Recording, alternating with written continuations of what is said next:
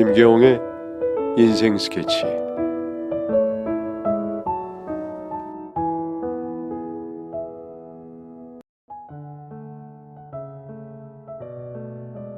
하지만 결혼을 하고 그 후 시어머님의 잔소리와 간섭은 점점 심해졌습니다.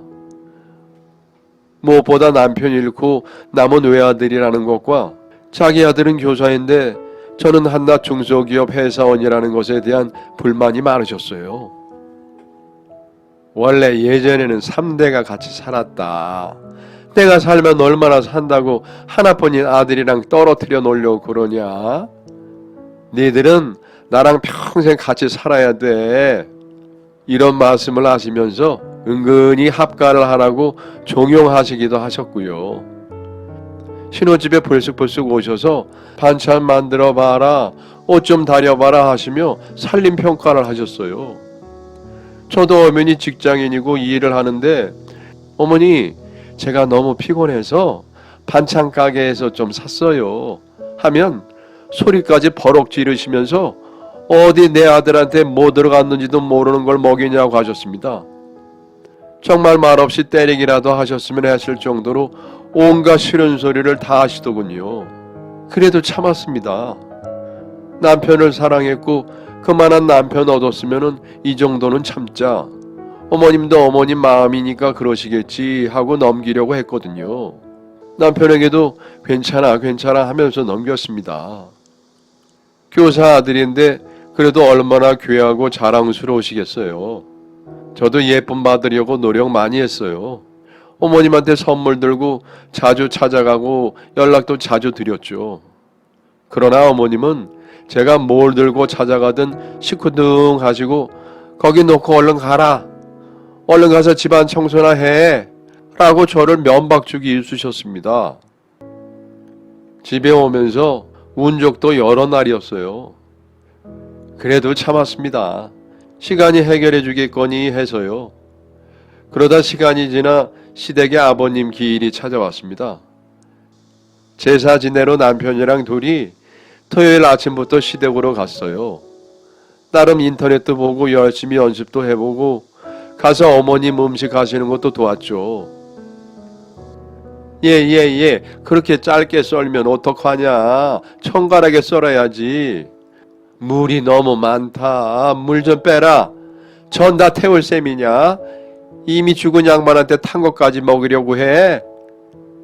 정말 음식하면서 온갖 소리를 다 들었습니다. 남편이 제지하려고 나섰지만 제가 막았어요. 제사만 잘 넘기자고 속으로 생각하면서요. 그러다 결국 어머님이 선을 넘으셨습니다. 전을 붙이다가 제가 손에 기름이 튀어서 아야 하고 손을 찬물에 식히는 중이었는데 있으나 마나한 손은 차라리 없는 게 낫지. 넌 차라리 손 없이 태어났어야 지금보다 정상인 구실을 했을 뻔했다. 여자가 저리 손재주가 없으니 원. 너가 엄마 음식 못하시지? 딱 봐도 알겠다 얘. 부모 욕하는 게 한국 사람한테 제일 약점이라고 하더니 저 소리 들으니까 저도 더는 못 참겠더라고요. 어머니, 제가 음식 솜씨 서투른 건 알아요. 근데 저희 엄마까지 싸잡아서 그러실 필요는 없잖아요. 어머. 어디서 시애미 말에 따박따박 말대꾸야. 너가 엄마가 그리 가르치던?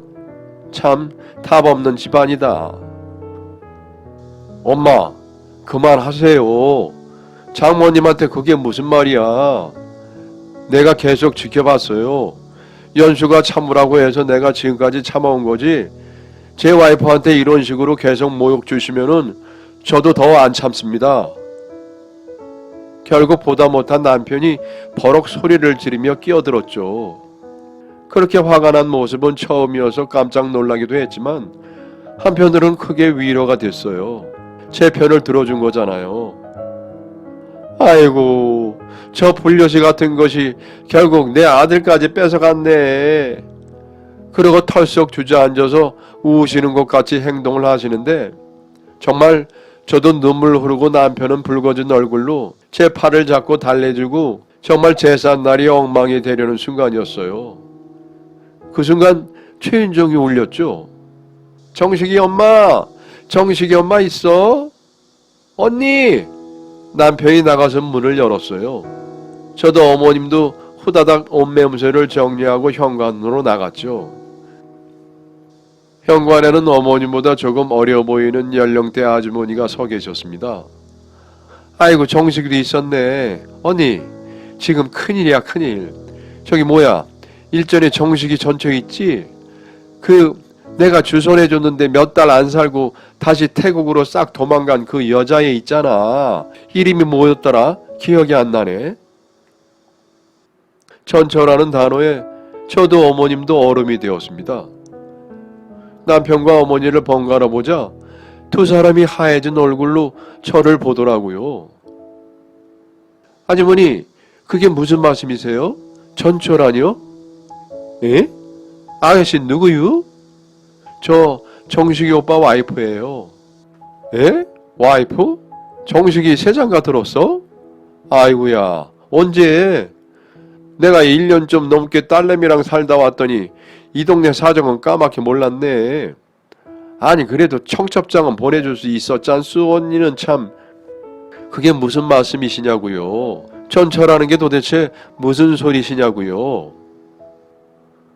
제가 악에 받쳐서 소리치자 어머님은 안절부절 못하시고 아주머님도 입 딱 틀어막고 아무 말도 못하시더라고요. 연수야, 오빠가 설명할게. 오빠가 설명할 수 있어. 남편이 제 팔을 붙잡았어요. 저는 뭘 어쩔 줄 몰라서 그저 소리 없이 울기만 했고요. 아주머니, 그 전에 무슨 일이세요? 왜 갑자기 자야 이야기는 꺼내시는데요? 에? 그래 자야. 그 자야 오빠라는 사람이 찾아왔어. 자야가 죽었단다. 죽었다는 말에 모두가 얼음이 되었어요. 아주머니가 말씀하셨죠. 자야 오빠가 정식이 너를 만나고 싶대 라고 하시더니 도망치듯 후다닥 자리를 벗어나는 겁니다. 저는 당장 고개를 휙 돌려서 어머님에게 말했죠. 이런 거였어요? 하긴 어머니께서 말을 그딴 식으로 하시는데 외국인 며느리도 도망가는 게 당연하죠. 무슨 소리야. 걔는 어차피 한국말도 제대로 못 알아듣는 애였는데 지가 적응 못해서 도망간 걸 어쩌라고. 됐어요. 이런 상태로는 제사 지내봤자 어머님도 불쾌해하실 것 같으니 저 먼저 일어나겠습니다. 오빤 나중에 얘기해. 지금은 진정 안 되니까. 연수야 잠깐만. 붙잡는 남편을 뿌리치고 시댁을 뛰어나왔습니다. 울면서 걷다가 결국 여동생 자취방으로 갔어요. 남편이 야근해서 오늘 여기서 좀 잔다는 핑계를 대니까 여동생은 언니 오랜만에 본다고 너무 좋아하더라고요. 친정집은 차마 부모님 뵐 면목이 없어서 못 갔습니다. 연수야, 오빠가 다 설명할 수 있어. 내일 만나서 이야기하자. 부탁해. 오빠가 다 설명할게. 정말 너무 미안하다. 오늘 장모님 두고 그런 소리 듣게 한 것도. 오빠가 꼭 사과 받아줄게. 남편 문자에 답장은 하지 않았지만 그래도 속으로는 이야기는 들어줘야겠지 하고 생각을 했습니다. 그렇게 그날은 거의 잠을 설친 것 같습니다. 하루가 지나 다음날 바로 시댁으로 다시 갔습니다. 어머님은 전날 일 때문인지 저를 보고도 아무 말 안 하시고 얌전히 앉아서 남편 올 때까지 기다리시더라고요. 한 30분쯤 후에 남편이 도착했습니다. 남편은 절 보고 와줘서 고맙다고 몇 번을 말하더라고요. 그리고 남편은 혼자 온 것이 아니었습니다. 저보다 몇 살 정도 많아 보이는 한 남자는 같이 들어왔어요. 그런데 한국 사람이 아니라 동남아권 사람 같더라고요. 그분이 어눌한 목소리로 안녕하세요 하고 인사를 하길래 저도 얼떨결에 안녕하세요 하고 말했죠. 그렇게 어색하게 인사를 나눈 후에 바로 남편이 말했죠. 엄마, 이 사람이 자야 오빠 되는 사람이에요. 그렇게 모인 사람들끼리 서로 소개하고 인사 같지 않은 인사를 나눈 뒤 남편의 이야기를 들었습니다. 우선 나한테 말을 하지 못한 건 정말 진심으로 미안해 나도 자책하고 있어. 하지만 사실이야. 내가 결혼한 적이 있었다는 거, 그것도 태국 여자랑 말이야. 하지만 내 의지가 아니었어. 엄마의 거의 강제적인 주선이었지. 결혼식도 하지 않았고 나는 결혼하기 일주일 전에야 사진으로 아내 될 사람 얼굴을 봤고 너보다도 몇 살 어린 여자였어. 몇 년 전이었어. 너도 알 거야. 우리나라로 오는 동남아 여자들 있잖아. 국제 결혼이라는 걸 빌미로 한국 국적 얻어서 돈 벌 목적으로 거의 팔려오는 거나 마찬가지인 사람들. 나한테 시집 오게 된 아이도 그런 아이였어. 집안이 형제자매가 많으니까 부모님이 자기한테 신경을 안 쓴다고 돈을 벌고 싶어서 왔다고 그랬어. 남편은 본인의 뜻과 상관없이 벌어지게 된 일들에 대해 상세하게 이야기를 하며 고개를 땅에 받고 몇 번이나 사죄를 했지만 옆에 있던 시어머니는 이야기가 길어질수록 표정이 일그러져 가더니 참지 못하고 한마디 하더군요. 그럼 어쩌겠냐? 태가 끊기게 생겼는데 나라고 다른 나라 여자 데리고 싶었겠냐? 일단 장가는 보내야 되니까 그래서 그런 거지.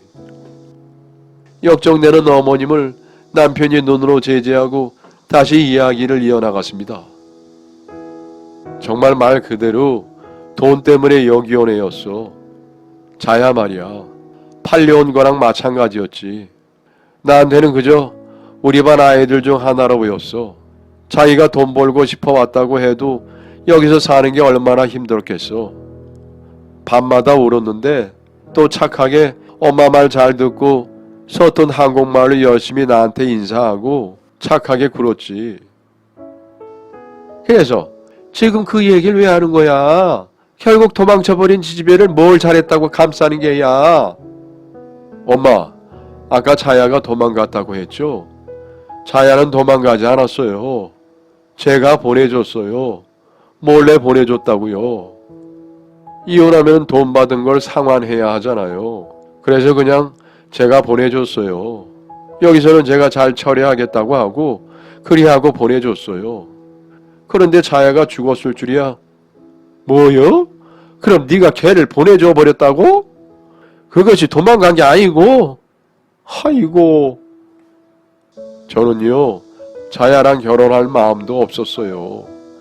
그런데 저 때문에 밤마다 애가 오는데 그럼 어떻게 해요?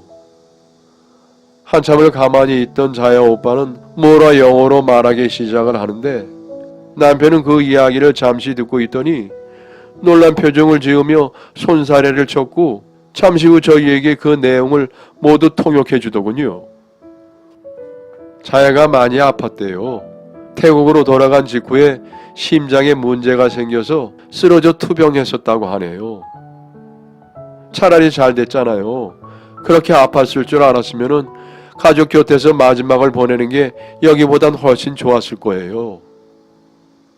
자야의 오빠는 자야가 죽기 전에 부탁을 했다고 했어요. 한국에 있는 고마운 전 남편에게 꼭 보답을 해달라고요.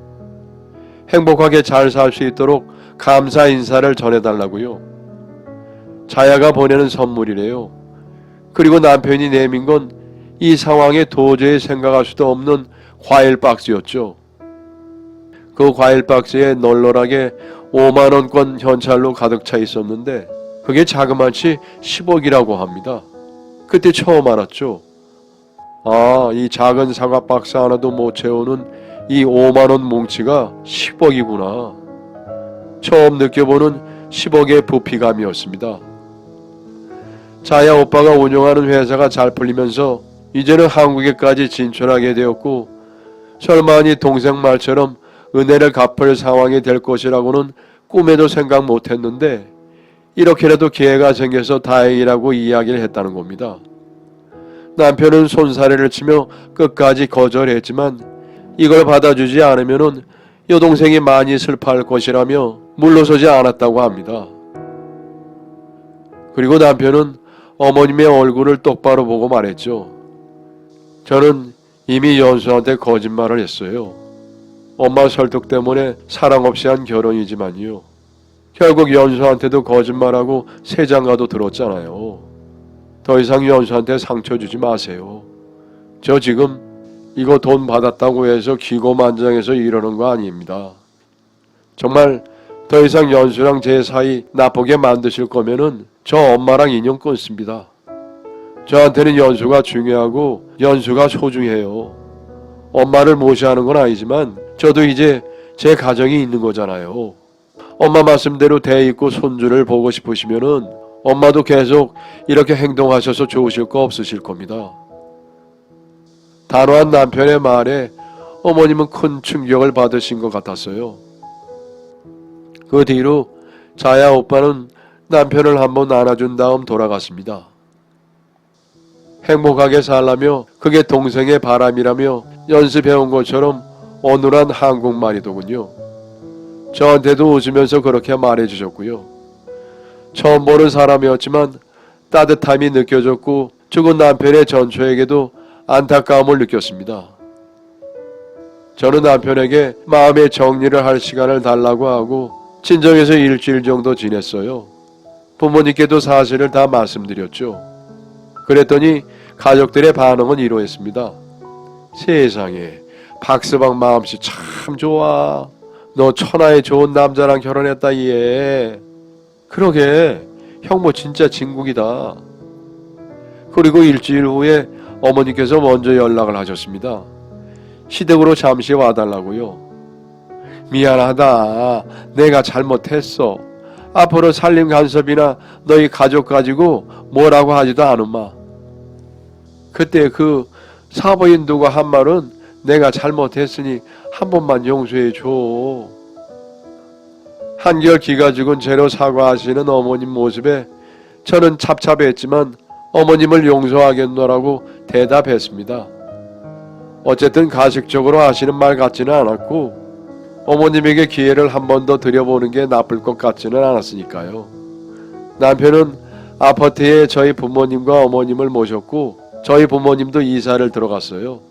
마침 남편이 학교 정근을 앞두고 있기도 했었거든요. 남편이 말했습니다. 자야는 참 착한 애였어. 하늘에서는 행복했으면 좋겠다. 남편은 자기가 가르치는 학생들 같았던 그 태국인 아가씨에게 감사하다고 했습니다. 저도 마찬가지였고요. 지금은 아이 낳고 어머님과도 원만하게 잘 지내고 있어요. 그 후로 정말 한 번도 잔소리나 못된 소리 하신 적 없고 저를 존중하는 모습을 보여주고 계셔서 저도 어머님을 그전보다 훨씬 더 부드럽게 대할 수 있게 되었습니다. 과거가 지워지지는 않겠지만 어쨌든 본인이 바뀌도록 노력하시겠다는 말을 지키고 계신 셈이고 제 딸에게도 좋은 할머니 노릇을 하려고 노력하시고 예뻐해 주시니까요. 자야 오빠가 한국으로 진출해서 가끔 한국에 오는데 그럴 때마다 꼭 남편에게 연락을 해서 만나고 갑니다. 그런데 아직까지도 저희 보고 감사하다며 고급 레스토랑에서 식사 대접을 해주시거나 호텔로 초대하기도 하더군요.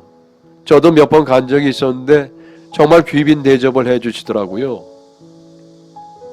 남들과도 다른 조금 특별한 가정사를 겪었지만 저는 여전히 평범한 직장인이자 한 남자의 아내이자 한 아이의 엄마입니다. 생각지 못한 기회에 경제적인 부를 얻어서 조금은 편하게 살게 된 것뿐이죠.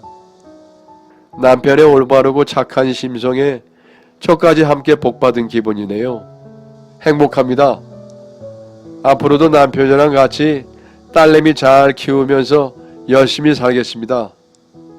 제 이야기 들어주셔서 감사합니다. 여러분의 사연을 기다리고 있습니다. 내용은 제한이 없고요. 구독과 좋아요는 저에게 큰 힘이 됩니다.